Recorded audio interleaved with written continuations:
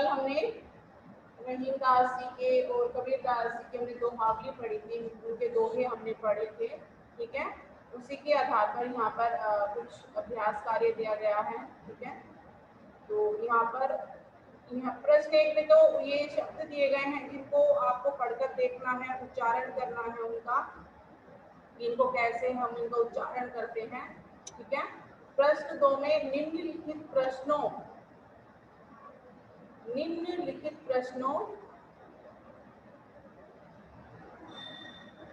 के उत्तर दीजिए।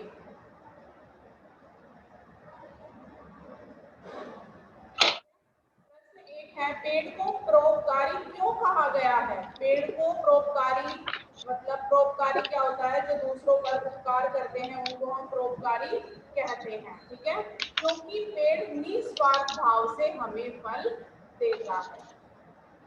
ठीक है, क्योंकि पेड़ हमें निस्वार्थ भाव से फल देता है। उसके लिए ये नहीं है पेड़ के लिए कि ये मेरे लिए अच्छा है या मेरे लिए बुरा है, जो मेरे लिए अच्छा है मैं उसको फल दूं, जो मेरे लिए बुरा है उसको मैं फल ना दूं। जो उसको पत्थर मारते हैं वो उसको भी फल देता है, तो उसमें भेदभाव की भावना बिल्कुल भी नहीं है और उसके लिए कोई भी स्वार्थ नहीं रखता है। ठीक है, प्रश्न था, कवि रहीम के अनुसार दूसरों में दोष निकालने से पहले मानव को किसमें दोष ढूंढना चाहिए? जो हमने कल रहीमदास जी का दोहा पढ़ा था उसमें हमने एक दोहा पढ़ा था ना। ठीक है, उसमें क्या था कि हम दूसरों में दोष निकालते हैं और अपने आप में हम खुद के दोष नहीं ढूंढते हैं। तो जो रहीम जी ने कहा है वो क्या कहा है कि सबसे पहले तो हमें अपने आप में ही जो है अपने आप में ही दोष ढूंढना चाहिए। ठीक है, तो यहाँ पर हो जाएगा आपका उत्तर अपने आप में। सबसे पहले हमें किसमें ढूंढना चाहिए? अपने आप में। ठीक है, उसके बाद मानुष शब्द का क्या अर्थ है? हमने कल एक दोहा पढ़ा था जिसमें पानी के अर्थ को 3 शब्दों में व्यक्त किया गया था। पानी के अर्थ को पानी शब्द को 3 अर्थों में व्यक्त किया गया था। एक पानी का अर्थ चमक से लिया गया था, एक पानी का अर्थ प्रतिष्ठा से लिया गया था और एक पानी का अर्थ जल से, मतलब पानी का अर्थ जल से लिया गया था। जिसमें हमने पढ़ा था कि अगर पानी का अर्थ चमक से कैसे लिया गया था? मोती के संदर्भ में। अगर बिना चमक के मोती क्या है? बेकार है। आटा, चून, आटा जिसकी हम रोटी बनाते हैं, अगर उसमें पानी ना मिलाए तो क्या हमारी रोटी बन सकती है? तो वो भी बेकार है। इसी तरह अगर मनुष्य में प्रतिष्ठा, अच्छा व्यवहार ना हो तो उस मनुष्य की कोई वैल्यू नहीं होती है, उसका कोई मूल्य नहीं होता है, वह भी मूल्यहीन हो जाता है। ठीक है, तो यहाँ पर जो मानुष का अर्थ लिया गया है मनुष्य से लिया गया है। ठीक है, रहीम की अंतिम पंक्ति में मोती के संदर्भ में पानी का क्या अर्थ है? मोती के संदर्भ में बताना है हमने, तो क्या होगा वहां पर? चमक। क्योंकि हमने चून के संदर्भ में तो जल से लिया था और मानव के संदर्भ में प्रतिष्ठा से लिया था और मोती के संदर्भ में किससे हो जाएगा? चमक से। ठीक है, अगर ये क्वेश्चन प्रश्न हो जाता है कि जल, जो हमने पानी पढ़ा है दोहे में, इसके 3 अर्थ बताओ, मतलब किन 3 अर्थों में हमने इसको व्यक्त किया है, तो आप वहां पर लिखोगे चमक, जल और प्रतिष्ठा। ठीक है, उसके बाद यहाँ पर बहुविकल्पित प्रश्न दिए गए हैं। संतोष धन की तुलना में सब प्रकार के धन समान होते हैं। किसके समान होते हैं? अगर हमारे पास संतोष धन आ जाए तो हमारे पास सारे जो धन है वो किसके समान हो जाते हैं? धूलि के, इस धूल के समान हो जाते हैं। ठीक है, उसके बाद गोस्वामी तुलसीदास के अनुसार किसी भी दल का मुखिया कैसा होना चाहिए? हमने अभी दोहे में कल पढ़ा था कि कोई भी, किसी भी दल का कोई भी मुखिया हो वो एक मुख की तरह होना चाहिए, क्योंकि जिस तरह मुख, भोजन को हम केवल मुख से करते हैं, लेकिन मुख का क्या काम होता है? कि मुख उस भोजन को हमारे शरीर के सारे अंगों तक पहुंचाता है। इसी तरह एक मुखिया को भी अपनी सभी, किसी भी दल का हो, राज्य का हो, देश का हो, परिवार का हो, कहीं का भी मुखिया हो, उसको जो भी उसकी प्रजा है या उसके जो भी साथ में लोग हैं उनका उसको भी पालन पोषण करना चाहिए। जैसे एक मुख करता है तो यहाँ पर इसका सही उत्तर हो जाएगा मुख के समान। ठीक है। उसके बाद बुद्धिमान लोग सदा दोष ढूंढते हैं, अपने में, दूसरों में या दोनों में से कोई नहीं, अपने में दोष ढूंढते हैं।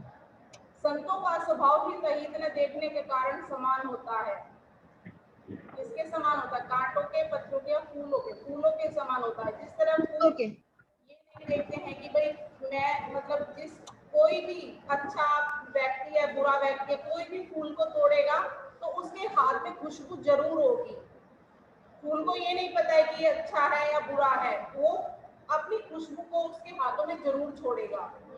और ये भी नहीं कि वो उसके एक ही हाथ में खुशबू देगा, जब हम फूल को लेंगे तो हमारे दोनों हाथों में खुशबू आ जाती है। इसी तरह संतों का भी यही काम है कि वो भी निस्वार्थ भाव से दूसरों की सेवा करते हैं। तो यहाँ पर फूलों के समान हो जाएगा। ठीक है।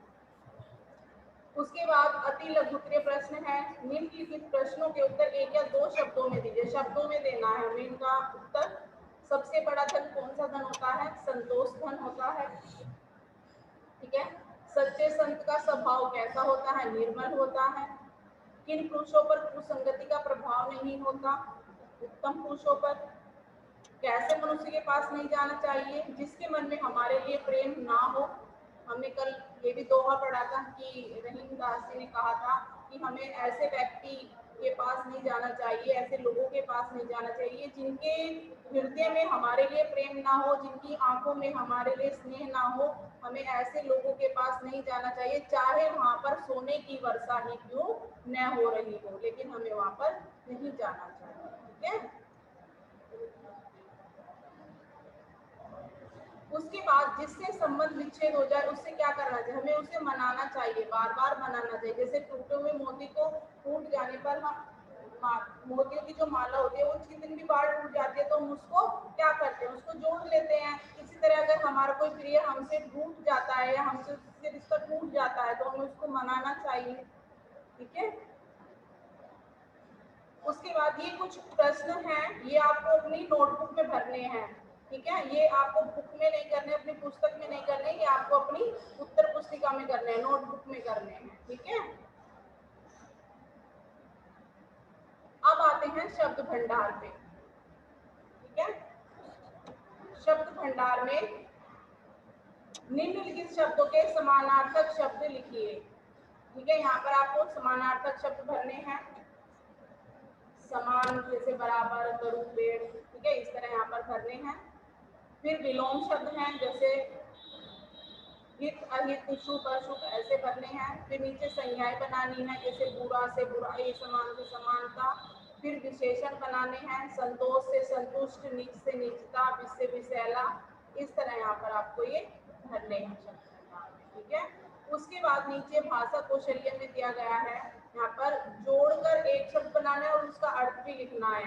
ठीक है। जैसे यहाँ पर एक उदाहरण भी दिया गया है, जल जमा द, जलद, जल देने वाला। ऐसे वर जमा द, वरद, वर देने वाला। सुख जमा द, सुखद, सुख देने वाला।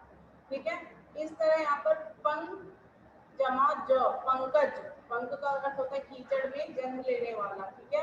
अनुज, अनु जमा ज, ठीक है, बाद में जन्म लेने वाला या बाद में जन्मा हुआ। ठीक है। अग्रज, पहले जन्मा हुआ। अग्रज का मतलब क्या होता है? बड़ा। और अनुज का मतलब क्या होता है? छोटा। ठीक है। नीरज, जल में जन्म लेने वाला। ठीक है। इस तरह आप इसको यहाँ पर भरेंगे। ठीक है।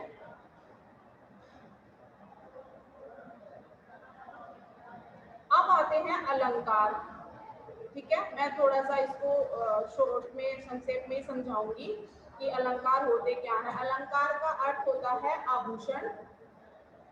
जिस प्रकार आभूषण हमारे शरीर की सुंदरता को बढ़ाते हैं, ठीक है, आभूषण पहनने से हम अधिक सुंदर लगते हैं, उसी तरह अलंकार भी ऐसे हैं कि किसी भी प्रकार के काव्य में अलंकारों का प्रयोग उसकी सुंदरता को बढ़ा देता है। अलंकार किस प्रयोग करते हैं तो उसकी सुंदरता में वृद्धि हो जाती है, मतलब उसकी सुंदरता बढ़ जाती है। किसी भी कविता में, किसी भी जो है छंद में, किसी भी दोहावली में अगर हम इनका प्रयोग करते हैं तो उनकी जो सुंदरता और बढ़ जाती है। ठीक है। अलंकार ये होते हैं। ठीक है।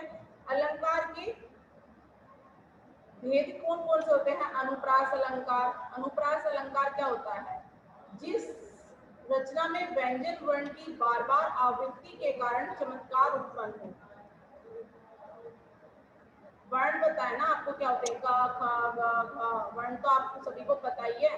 तो जहां पर एक ही वर्ण शब्द में बार बार प्रयोग हो रहा हो तो वहां पर अनुप्रास अलंकार होता है। जैसे चारु चंद्र की चंचल किरणें, अब यहाँ देखो चा जो वर्ण है, चारु चंद्र चंचल, वर्ण की आवृत्ति, ठीक है, आवृत्ति के कारण यहाँ पर कौन सा अलंकार हुआ? अनुप्रास अलंकार, ठीक है। ऐसे मुदित महीपति मंदिर आए, मुदित माँ माँ माँ 3 बार आया है, तो माँ वर्ण के आवृत्ति के कारण यहाँ पर अनुप्रास अलंकार, ठीक है। अनुप्रास अलंकार की परिभाषा समझ में आई, ठीक है। उपमा अलंकार क्या होता है? अब उपमा अलंकार क्या होता है? जब दो वस्तुओं अथवा प्राणियों में अत्यधिक समानता के कारण एक की तुलना दूसरे से की जाती है। मीन्स मतलब क्या है? उपमान और उपमेय का बोध होता है, ठीक है। जहाँ पर एक वस्तु की दूसरी वस्तु से तुलना की जाती है, उपमान उपमेय का बोध होता है, वहां पर उपमा अलंकार होता है। जैसे पीपर पात सरिस्मन डोला, पीपर पीपर यहाँ पर क्या मतलब? पीपल, पीपल के पेड़ से है, पात मतलब उसके पत्ते, मतलब जो हमारा मन है वो किसकी तरह डोला? पीपल के पत्तों की तरह, ठीक है। ऐसे मुख बात रवि सम लाल होकर ज्वाला सा घोरित हुआ, ठीक है। तो इनमें कौन सा अलंकार हुआ? उपमा अलंकार। रूपक में क्या होता है? यहाँ पर हम तुलना नहीं करते हैं, यहाँ पर अत्यधिक समानता के कारण हम उसको ही मान लेते हैं, हम तुलना नहीं करते हैं, उसको ही मान लेते हैं। जैसे एक उदाहरण है यहाँ पर देखो, मैया मैं तो चंद्र खिलौना ले, तो यहाँ पर चंद्रमा को ही खिलौना मान लिया गया है। चंद्रमा सा खिलौना ले नहीं है, चंद्र खिलौना ले, मतलब चंद्रमा को ही क्या मान लिया गया है यहाँ पर? खिलौना, ठीक है। तो यहाँ पर क्या होगा? हमारा रूपक अलंकार, जहाँ पर किसी भी वस्तु को मान लिया, उसी को ही मान लिया जाता है, उसमें अंतर प्रकट नहीं किया जाता, उनको एक ही मान लिया जाता है। तो यहाँ पर जैसे चंद्रमा को खिलौना मान लिया गया है, तो यहाँ पर कौन सा अलंकार हुआ? रूपक अलंकार, ठीक है। फिर आता है आपका यमक अलंकार। जब एक वाक्य में एक से अधिक बार प्रयोग किया जाए तथा उन शब्दों के अर्थ भिन्न भिन्न हो, मतलब एक शब्द 2 बार आए और दोनों ही बार उसका अर्थ अलग अलग हो, ठीक है, दोनों ही बार उसका अर्थ अलग अलग हो, तो वहां पे यमक अलंकार होता है। जैसे कर का मन का डारी दे मन का फेर, यहाँ पर जो मन का है, यहाँ पर जो 2 बार लिखा हुआ है, यहाँ पर दोनों बार का मतलब अलग अलग है, ठीक है। मन का, ठीक है। तू मोहन के उर्वशी है, उर्वशी समान, मतलब उर्वशी है, उर का मतलब मन बसी है, उर्वशी यहाँ पर एक मतलब उसका नाम है, अप्सरा का नाम है उर्वशी, और यहाँ पर उर्वशी का मतलब मन में बसने से है। तो यहाँ पर 2 अर्थ निकल रहे हैं दोनों के, तो यहाँ पर कौन सा अलंकार हो जाएगा? यमक अलंकार, ठीक है। और लास्ट अंतिम है आपका श्लेष अलंकार। श्लेष अलंकार में क्या होता है? जहां किसी वाक्य का प्रयोग एक ही बार किया, श्लेष का अर्थ होता है चिपकना, तो जहां पर एक ही शब्द में कई अर्थ निकलते हैं, एक ही शब्द में कई अर्थ निकलते हैं, वहां पर श्लेष अलंकार होता है। जैसे जो रहीम गति दीप के कुल कपूत गति होए सोए, बारे उजियारो करे बड़े अंधेरों को, यहाँ पर बारे और जो बढ़े हैं, यहाँ पर इनके 2-2 अर्थ हैं, ठीक है। ऐसे ही नल के अरुणल नीर को ज्ञात कहकर जो, यहाँ पर भी ठीक है, एक शब्द के 2 अर्थ हैं, ठीक है। और यहाँ पर कुछ इनके उदाहरण लिखने हैं, अनुप्रास के 2, उपमा के, इनके 2-2 उदाहरण लिखने हैं, ठीक है। ये मैंने लिख दिए हैं, आप अपनी पुस्तक में इनको